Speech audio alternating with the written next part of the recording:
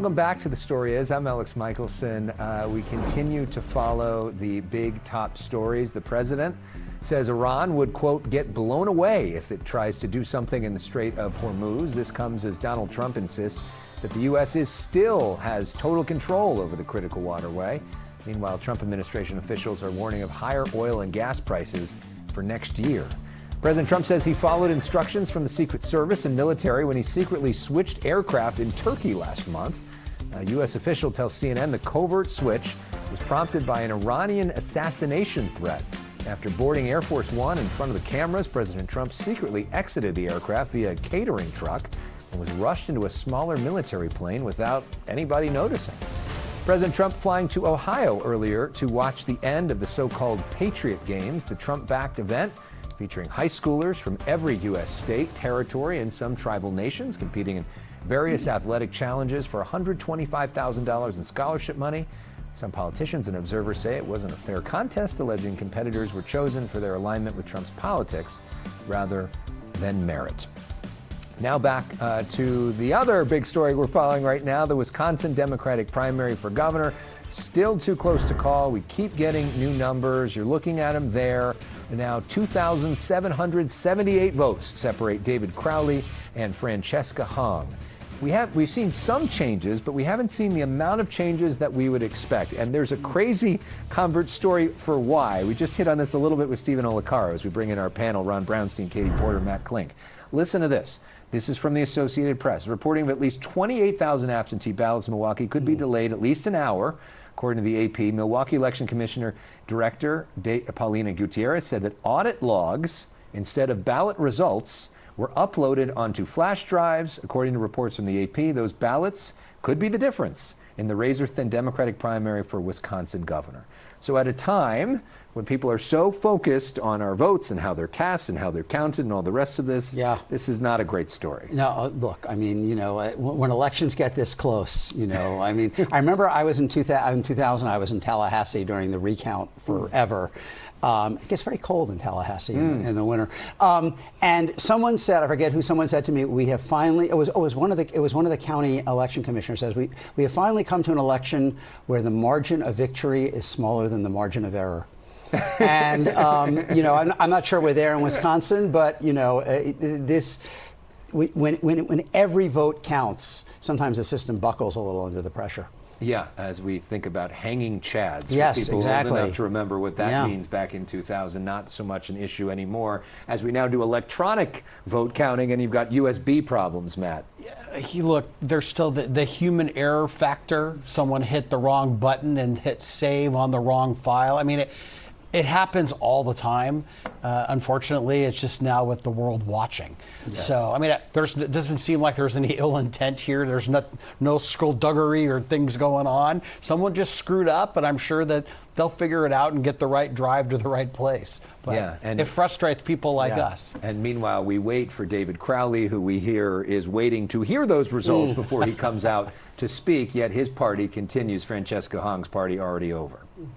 Well, I mean, I think David Crowley he's the leader, so he's going to keep waiting. He might get to give a victory night speech on, I guess now it's day 2, because we're into the wee hours of the morning in Wisconsin. But I think he's smart to wait. I think that last batch of Milwaukee ballots will be important.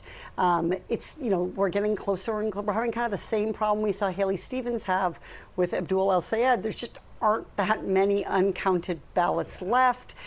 She would have to win them by a very big margin to make up that gap. Yeah, although we know of at least 28,000 that are outstanding in that particular dump, and right now the margin 2,778. And since it's absentee ballots, it could have been cast while he was out of the race. Yeah. I mean, who knows? And it could be for other candidates that are no longer in the race as well. He could be heading to a George McGovern time for his acceptance speech, which was famously 2 a.m. in 1972. I mean, he's right up against that now, I would say. I think there should be a bingo card for historical references for people that are people you, or a drinking game or something. Yeah, something like that. How many different eras you can bring into one segment. The 2 a.m. acceptance speech. If I was him, I might wait till the morning show in Milwaukee, but that would be me. Okay. Well, speaking of old versus young, and different demographics. An interesting race in Connecticut tonight. Let's bring this up onto the screen.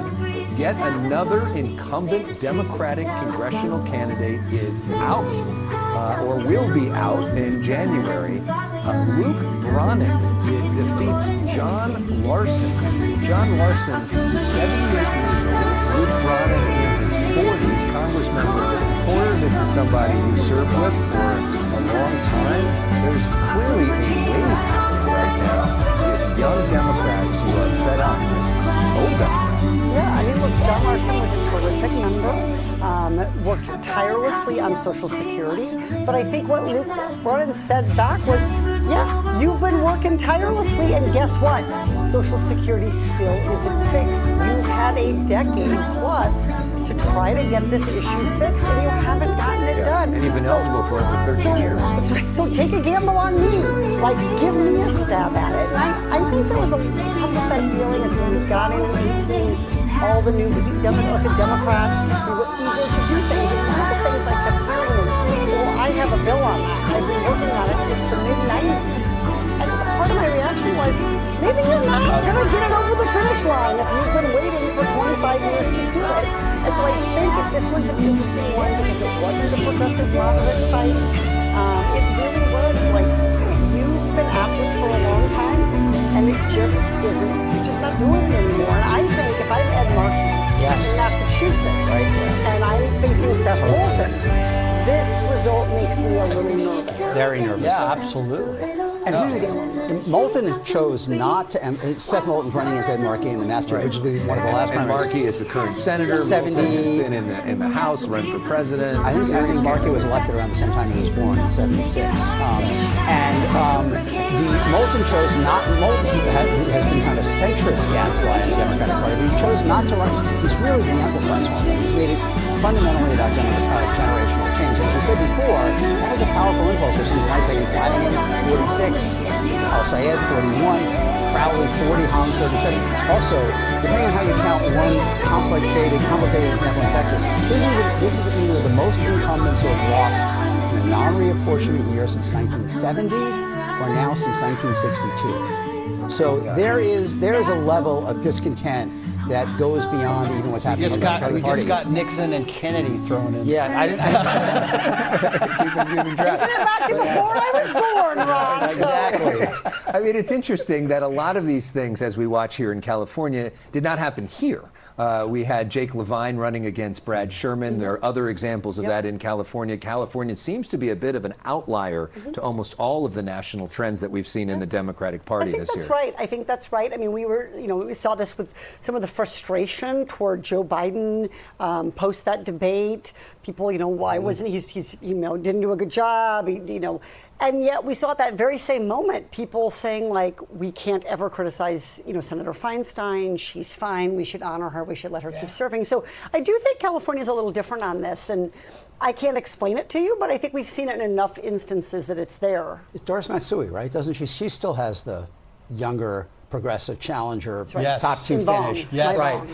But look, I mean, I think one of the stories of this year is there is no silver bullet. There is no dynamic that is winning everywhere. Right. I mean, there's no single theme to the Democrat. The theme is that the party is really searching for its direction. You have a lot of different forces that are closely contending, but I think this generational. We're ending with a very powerful generational story that I think is going to carry forward into 2028. I think there is, though, a theme that there is a lot of frustration with incumbents and the establishment on both sides. Totally. And that's why you see so many incumbents going down. People are frustrated. Trump beat two senators, both bases are frustrated that their party isn't doing enough to deliver. You guys are doing a great job, and I have high marks for you. You're going to stay as we continue to count the votes in Minnesota. We're also in Minnesota and in Wisconsin. Really interesting election in Minneapolis that we want to break down. You see there Amy Klobuchar speaking a little earlier. We'll hear from her. We'll go to a reporter on the ground to break down what's going to be one of the most interesting Senate races in the country. Stay with us. The whole